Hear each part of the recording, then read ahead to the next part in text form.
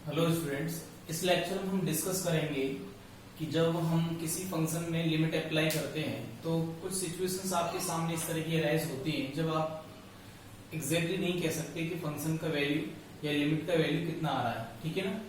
उनमें से कुछ हमारे पास एक्सप्रेशन इस तरह से बन सकते हैं लिमिट अप्लाई करने के बाद कि 0/0, infinity by infinity, 0 multiply infinity, 0 to the power 0, infinity to the power 0, 1 to the power इन्फिनिटी, infinity minus infinity. In terms of language, we call them all indeterminate forms. इन सभी को हम indeterminate forms बोलते हैं। Let us look how these forms comes. देखते हैं कि forms किस तरह से आती हैं। तो suppose करिए कि आपके पास दो functions हैं। Suppose you have two functions, limit x tend to a f(x), and this limit is approaching towards the 0. And there is another function. Suppose another function. Suppose it is gx. And when the limit is approaching towards a, then it is also approaching towards 0. Suppose we are defining, मान लीजिए हम define कर रहे हैं limit x tend to a f(x) upon gx. Then in the previous lecture हमने क्या देखा था कि इस लिमिट को आप डिस्ट्रीब्यूट कर सकते हो कैसे कि limit x tend to a f(x) and upon limit x tend to a gx. Is it clear? But the limit is of f(x) is approaching towards 0. ये लिमिट 0 की तरफ अप्रोच कर रहा है और ये लिमिट भी अप्रोच किधर कर रहा है 0 की तरफ। तो अगर आप देखेंगे तो अगर ऐसी कंडीशन है कि f(x) और gx की इंडिविजुअल लिमिट 0 की तरफ अप्रोच कर रही है तो उनकी जो कोसेंट है, जो उनका जो भागफल आएगा, उसका जो हमारे पास लिमिट होगा वो किधर अप्रोच करेगा 0/0 की तरफ। तो बात करते हैं कि 0/0 क्या है। तो आप देखेंगे कि आप इसको डिवाइड नहीं कर सकते 0 से 0 को।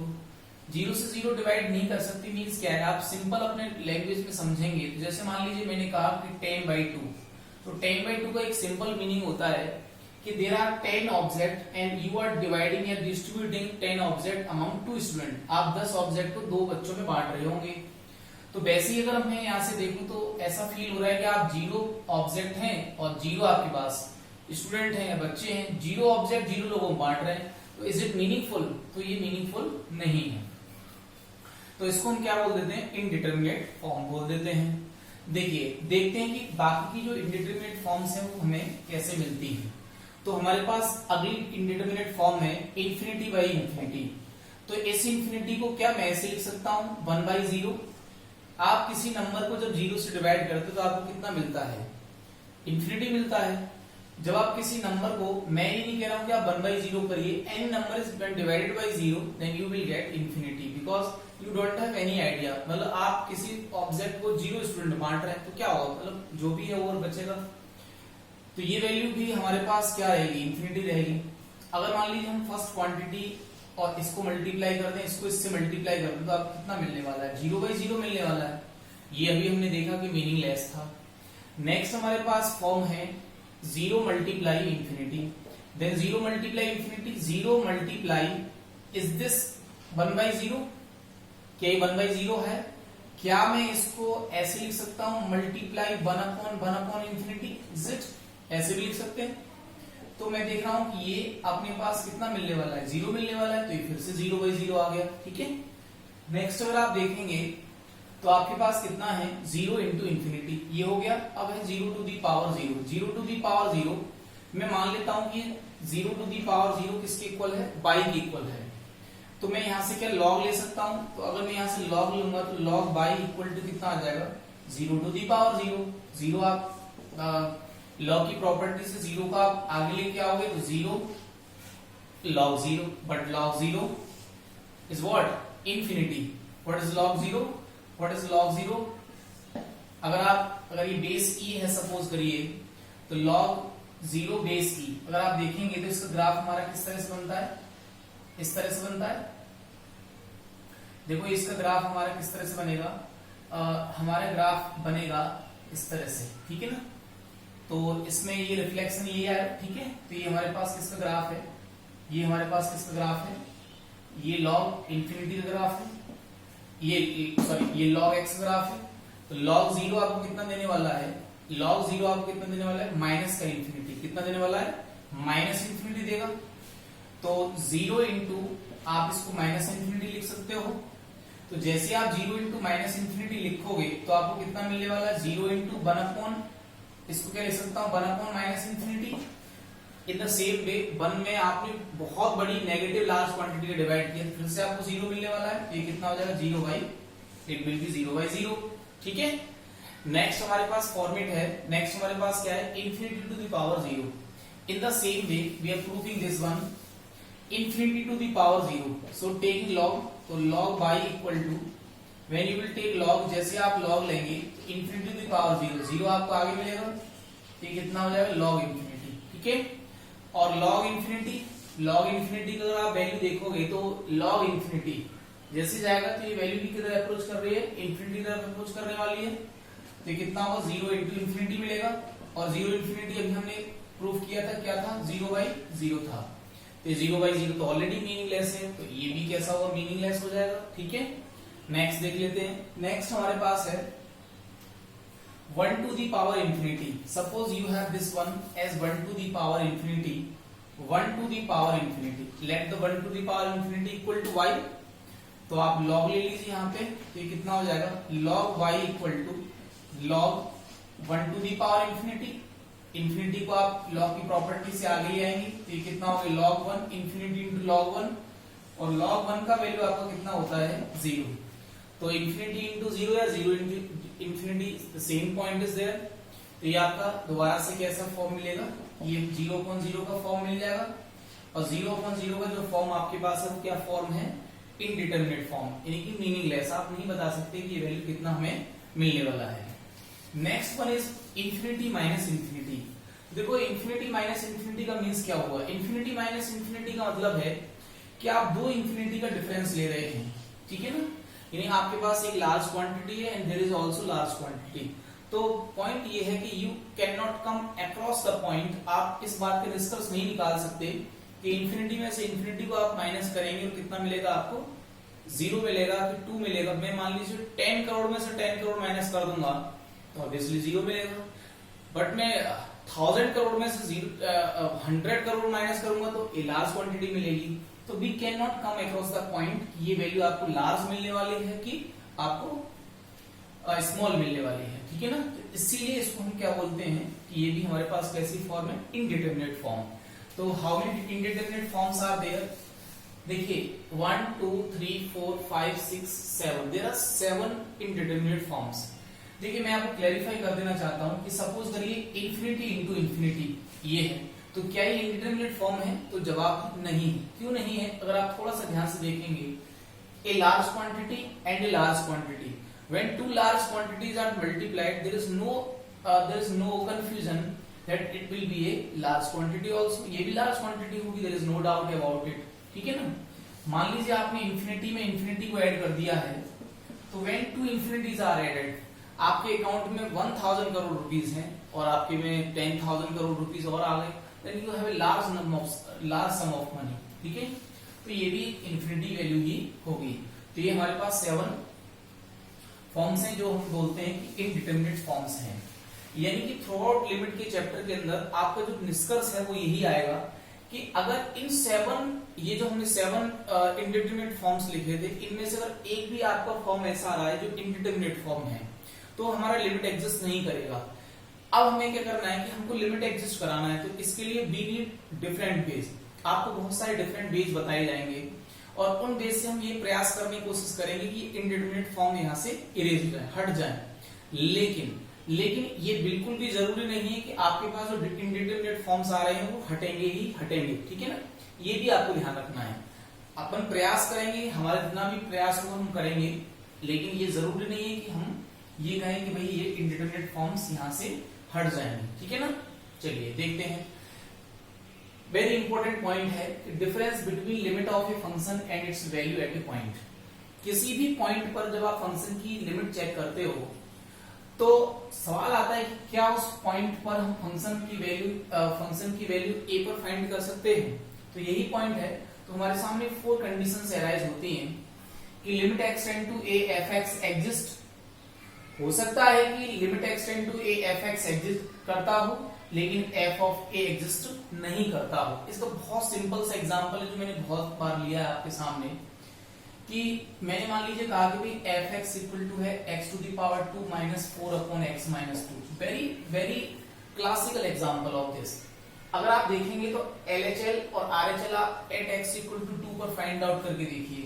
एट एक्स इक्वल टू 2 पर आप इसका LHL फाइंड कीजिए। मैंने LHL निकालने का तरीका आपको बता दिया है, एक बार और रिकॉल करा देता हूं। तो LHL at x equal to 2 कितना होगा, ये होगा आपका limit h tend to 0 f of 2 minus h, ठीक है, a माइनस h।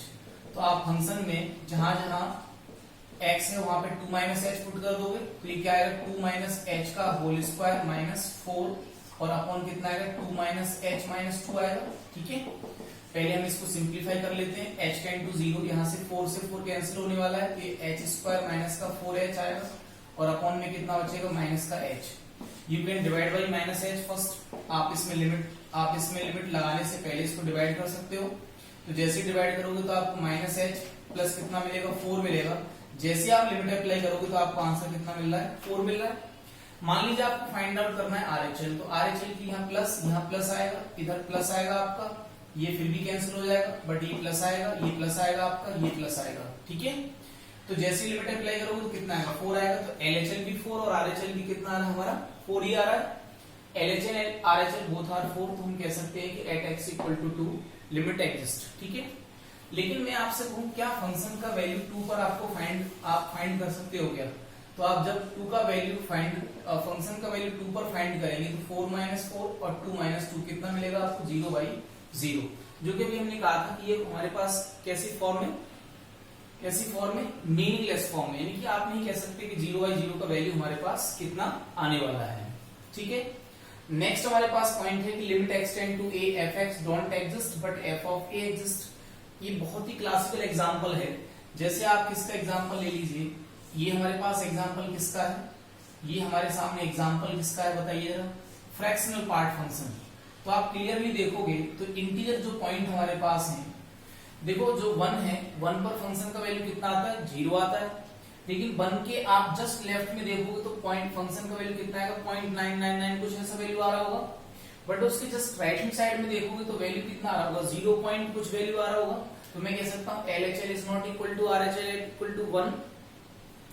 तो लिमिट डज नॉट एग्जिस्ट, लेकिन f ऑफ a एग्जिस्ट। लेकिन 1 पर तो फंक्शन का वैल्यू एग्जिस्ट कर रहा है, कितना आ रहा है 0 आ रहा है ऑब्वियसली।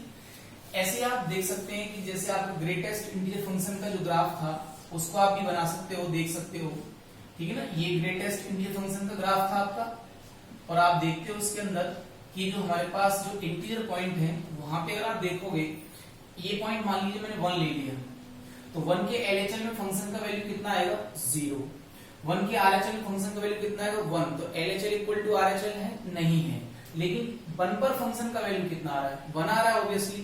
तो क्या लिमिट एग्जिस्ट कर रही है, तो लिमिट एग्जिस्ट नहीं कर रही है, लेकिन फंक्शन का वैल्यू a पर तो एग्जिस्ट कर रहा है। तो that is our second example of this one. फिर है कि limit x tend to a f x exist and f of a, limit x tend to a f x and f of a both exist, दोनों ही exist करते हैं and are equal, और equal भी है, यानी ये लिमिट भी एग्जिस्ट करने वाला है आपका और ये क्या है इक्वल भी है। तो इसके लिए बहुत सिंपल सा एग्जांपल मैं जैसे ले लेता हूँ स्प्लिट फंक्शन पे, पीस वाइज फंक्शन में ले लेता हूँ, और जब भी अभी मैंने क्लासिकल एग्जांपल लिया था उसी को देखो दोबारा रिपीट कर देता हूँ। तो मैं यहाँ ऐसे डिफाइन कर रहा हूँ इसको कि मैं ऐसे कह रहा हूँ कि भाई x इक्वल टू 4। तो देखो यार आप ध्यान से देखना यार, fx मैंने डिफाइन किया है कि ये fx इतना है जब x 2 नहीं है तब इतना है, और जब हमारे पास x का वैल्यू 2 है तो फंक्शन का वैल्यू कितना है 4 है। तो आप ऑब्वियसली सोचो, अभी थोड़ी देर पहले डिस्कस कर रहे थे कि ये जो फंक्शन है इसका लिमिट 2 पर एग्जिस्ट करता है, लेकिन क्या फंक्शन ये 2 पर एग्जिस्ट करता है, ये नहीं करता। लेकिन मैंने इस फंक्शन को नया फंक्शन आपके सामने प्रेजेंट किया है, वो फंक्शन आप देखो क्या वो 2 पर एग्जिस्ट कर रहा है, बिल्कुल कर रहा है। ये हमने प्री डिफाइंड कर दिया है, ऑब्वियसली कोई दिक्कत नहीं है, ठीक है ना। तो हम देख पा रहे हैं कि ये और ये दोनों ही एग्जिस्ट कर रहे हैं और दोनों की वैल्यू कैसी आ रही है सेम आ रही है, यानी कि ये भी 4 की तरफ अप्रोच करने वाला है और ये मैंने आपको फंक्शन का वैल्यू तो 4 दे दिया है। तो लिमिट 2 पर और 2 पर फंक्शन का वैल्यू कैसा आएगा सेम आएगा, ठीक है। नंबर 4 डिस्कशन हम कर लेते हैं। नंबर 4 डिस्कशन में क्या है कि limit x tend to a f x and f of a both exist but are unequal. दोनों एग्जिस्ट तो करेंगे लेकिन दोनों अलग अलग होंगे। देख लेते हैं, देखिए ध्यान से देखिएगा, जरा ध्यान से देखिएगा। मैंने एक आपको फंक्शन जब पढ़ा रहा था तो मैंने आपको सिग्नम फंक्शन बताया था ऑफ एक्स। मैं इसको ले रहा हूं लेकिन अभी मैं इसको हटा दूंगा, मैं इसलिए दूसरा एग्जांपल लूंगा इसी का। तो हमने कहा था कि इसका देखो वैल्यू 1 होगा whenever x is greater than 0, और इसका वैल्यू -1 होगा अगर x का वैल्यू लेस देन 0 है, और ये आपको 0 देगा जब x का वैल्यू कितना है 0 है। इज इट क्लियर ना? सोचो कि मैंने ये सिग्नम फंक्शन क्या कर दिया, x² कर दिया। सोचो आप, अब आपने x का वैल्यू ग्रेटर देन 0 लिया, तो जैसे आप इसको फीड करोगे तो सिग्नम फंक्शन को क्या फील होगा कि आपने जो x का वैल्यू लिया है यहां से, वो इसको कैसा फील होगा, पॉजिटिव फील होगा। तो ऑब्वियसली आपको ये वैल्यू कितना देने वाला है, 1 देने वाला है। जैसे आपने इसको 0 दिया तो सिग्नम फंक्शन को क्या फीड करने वाले हैं आप, क्या खिला रहे हैं उसको, आप 0 खिला रहे हैं, तो सिग्नम फंक्शन 0 कितना हो गया, 0 हो गया। लेकिन जैसे ही आपने x का वैल्यू नेगेटिव लिया तो नेगेटिव, जैसे आप इसको फंक्शन को नेगेटिव वैल्यू दोगे तो ये क्या कर देगा, पॉजिटिव कर देगा x²। तो सिग्नम फंक्शन ऑफ x² को क्या खाने के लिए मिल रहा है, वो तो उसको खाने के लिए पॉजिटिव वैल्यू मिल रहा है। इट मींस कि ये आपको प्रोवाइड क्या करेगा, ये उगलेगा क्या अपने मुंह से, तो ये तो बंद दे देगा आपको। Is it clear now? अगर मान लीजिए मैं इसका ग्राफ बना दूं, मैंने आपको बहुत सारे ग्राफिकल चीजें बताई हैं। देखिए limit function, limit, continuity, differentiability, ये 4-5 एप्लीकेशन ऑफ डेरिवेटिव, ये चैप्टर आपके ऐसे हैं। अगर आपके पास फंक्शन की कमांड है और हम कह सकते हैं ITF यानी कि इनवर्स ट्रिग्नोमेट्रिक फंक्शन, ये 5-6 चैप्टर आपके ऐसे हैं कि अगर आपको फंक्शन और उसके ग्राफ पे आपकी कमांड नहीं है तो मुझे तो लगता है कि IIT आपके हाथ में नहीं आ पाएगी। चलिए देखते हैं इस ग्राफ। तो ये ग्राफ जो आप देख रहे हैं, देखो x का वैल्यू ग्रेटर देन 0 है तो आपको 1 मिल रहा है, 0 पर कितना मिल रहा है, 0 मिल रहा है, तो ये खाली छोड़ना पड़ेगा मुझे, क्योंकि ये 0 पर 0 दे रहा है तो ये खाली छोड़ना पड़ेगा। बट x लेस देन 0 के लिए तो आपको 1 ही मिल रहा है, ये 1 मिल रहा है। तो अगर आप ध्यान से देखोगे तो आपको पैरेलल टू किसके नजर आएगा, x एक्सिस के नजर आएगा पैरेलल।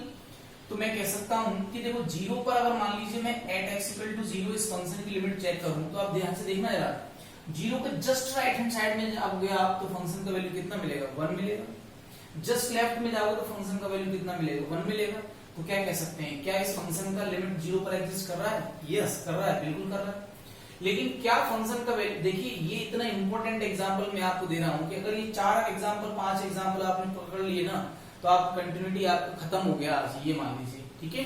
ये आप एक ये मान लीजिए कोड मान लीजिए आप इस चीज को, है ना। तो देखो क्या है कि 0 पर 0 आ रहा है, ठीक है ना। तो हम कह रहे थे कि ये लिमिट और ये दोनों ही एग्जिस्ट करेंगे, इक्वल नहीं कह रहे हम, लेकिन अनइक्वल होंगे। तो देखो लिमिट एग्जिस्ट कर रही है, कितनी आ रही है, 1 आ रही है, और 0 पर फंक्शन का वैल्यू कितना आ रहा है, 0 आ रहा है। तो एग्जिस्ट कर रहे हैं दोनों, लेकिन कैसे हैं, अनइक्वल है, ठीक है। ये काफी इंपॉर्टेंट 4 पॉइंट थे आपके इसमें। आपको लिमिट एग्जिस्ट कराने के लिए एक ही बात दिमाग में रखनी है कि हमारे पास जो इनडिटरमिनेट फॉर्म आ रही है उसको किस तरह से हटाना है, ठीक है ना, वही दिमाग में रखना है आगे क्वेश्चंस में। लेकिन जो हम फंडामेंटल बातें बता रहे हैं वो बहुत ज्यादा जरूरी है। चलिए नेक्स्ट फंडामेंटल पॉइंट देख लेते हैं। नेक्स्ट फंडामेंटल पॉइंट है expansion of some important functions, ठीक है। कुछ इंपोर्टेंट फंक्शंस हैं, उनके एक्सपेंशन हम देख लेते हैं। लेकिन ये जो एक्सपेंशन आपके हैं ये आपके आउट ऑफ कोर्स हैं, जो इनके प्रूफ हैं, ठीक है। प्रूफ आपके आउट ऑफ कोर्स हैं, ठीक है ना। जब आप ग्रेजुएशन में BSc जब आप करते हैं तो आपको ये सारे के सारे प्रूफ करने मिल जाते हैं, फर्स्ट ईयर में मिल जाते हैं, फर्स्ट ईयर में, ठीक है ना। और अगर आप IIT JEE करते हैं तो भी आपको पहले सेमेस्टर में जब कैलकुलस आप पढ़ेंगे CL CUS, तो आपको ये प्रूफ करने के लिए मिलेंगे। उसमें आपको मैक्लॉरिन थ्योरम, टेलर्स थ्योरम, ये 2-3 थ्योरम्स ऐसी हैं जिनसे हम इनका एक्सपेंशन पढ़ते हैं। तो देखो मेरे पास पहला एक्सपेंशन है log 1 plus x, ठीक है ना। तो ये x minus x² by 2 x cube by 3 minus x to the power 4 by 4 plus dot dot dot infinity, ठीक है। दूसरा एक्सपेंशन मेरे पास है log 1 minus x equal to, आप जहां जहां x है वहां पे क्या कर दो, माइनस x रिप्लेस कर दो, ठीक है ना। तो ये क्या हो जाएगा, minus x minus x² by 2 minus x cube by 3 minus x to the power 4, सारे टर्म्स माइनस के हो जाएंगे। तो ये आप log 1 माइनस एक्स का भी बता सकते हैं। तो आप रिप्लेस कर सकते हो किसको, मैं लिख नहीं रहा हूं, रिप्लेस x को किससे, y माइनस एक्स से, किसके लिए, log 1 माइनस एक्स के लिए। ठीक है, अगला देख लेते हैं हम a to the power x, ये भी इंपॉर्टेंट एक्सपेंशन है। तो ये आता है 1 plus x log of a base e, ठीक है, plus x square by factorial 2 log of a base e इसका whole square and plus dot dot dot x cube by factorial 3 log a base e whole cube and so on. Next point is e to the power x। देखिए जो base हमारे पास है उसको हम natural base लेके चल रहे हैं, तो ये log e base e log e base e ये सारे 1 हो जाएंगे। तो ये कितना मिलेगा आपको, ये मिल जाएगा आपको 1 plus x square by factorial 2 x cube by x square factorial 2 x cube by factorial 3 plus so on. ठीक है ना, ये मिल जाएंगे। फिर अगर आपको e की पावर माइनस एक्स का एक्सपेंशन चाहिए तो आपके पास जहां जहां x है वहां पर रिप्लेस कर दो माइनस एक्स। ऐसे इसमें a to the power minus x के लिए जहां जहां x है वहां पे आप माइनस एक्स रिप्लेस कर दो। नेक्स्ट हमारे पास आता है साइन x, ठीक है ना, एक साइन x का एक्सपेंशन है, और ये होता है आपका, ये है x minus x cube by factorial 3, ठीक है ना, x minus x cube by factorial 3 plus x to the power 5 by factorial 5 minus x to the power 7 by factorial 7 plus dot dot dot, ठीक है ना। तो ये आपका एक्सपेंशन साइन x का है। ऐसे cos x का एक्सपेंशन है, तो ये है 1 minus x square by factorial 2 plus x to the power 4 by factorial 4 minus x to the power 6 by factorial 6 and plus dot dot dot, ये कितना, इंफिनिटी। ठीक है ना, ये कुछ इंपॉर्टेंट आपके इंपॉर्टेंट एक्सपेंशंस हैं, इनको आपको लर्न करना है, ध्यान रखना है, बस लर्न रटना भी नहीं है आपको। ये कुछ है जिनको लर्न करना है, क्योंकि इनका आगे आने वाली लिमिट्स में हम काफी यूज करने वाले हैं। ठीक है ना, तो आज का काफी इंपॉर्टेंट लेक्चर है, इसको ध्यान से देखिए, इनको ऑब्जर्व कीजिए क्वेश्चंस को। लिमिट आप तभी कर पाएंगे जब इनको ऑब्जर्वेशन करेंगे।